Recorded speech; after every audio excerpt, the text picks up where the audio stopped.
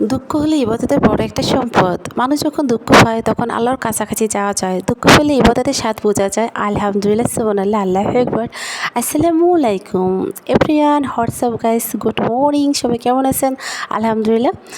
আজকের ব্লগ দেখতে থাকুন, লুক এট মি ভিডিও। সকালবেলায় কিন্তু কিচেন রুমে নাস্তা বানিয়ে রুটি ভাজি, তো সবাই খাওয়া দাওয়া করে এখন কিন্তু আমার কাজে আমি শুরু করলাম। হাউস ওয়াইফ, অনেকগুলো কাপড় কাচতে হবে, তাই কিন্তু এগুলো হুইলের গোড়া দিয়ে কিন্তু ভিজিয়ে রাখবো। অনেক থালা বাসন কিন্তু ধোবো, এগুলো ভিজিয়ে রেখে কিন্তু ওখানে কিন্তু মাঠ থেকে চলে আসছে সোনালি ফসল, এগুলো রোদ্রে দিব, কেটে কুটে কিন্তু আবার চলে আসবো আমি থালা বাসন দিয়ে কাপড় চোপড় কেচে।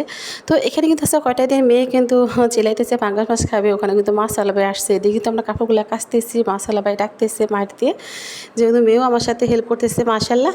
তো আমার এখানের গাটলা কাজকর্ম কিন্তু শেষ আলহামদুলিল্লাহ। ওইদিকে কিন্তু মাছ রাখতে যেতে হবে, তো আমরা ওইদিকে কিন্তু কাপড়গুলো কিন্তু রোদ্রে দিয়ে মাছ রাখতে আসছি। ছোটো মানুষ তো পাঙ্গাস মাছে কাটা থাকে না, বড় পাঙ্গাস ছাড়া কিন্তু আমাদের খাওয়া হয় না। এখানে কিন্তু ধানগুলো সারাদিন শুকিয়েছি, এখন তো বস্তাতে ভরে কিন্তু ঘরে উঠিয়ে রাখবো। তো এভরিওয়ান, আমার ব্লগটা কেমন হয়েছে আলহামদুলিল্লাহ কমেন্ট করে জানা ভালো।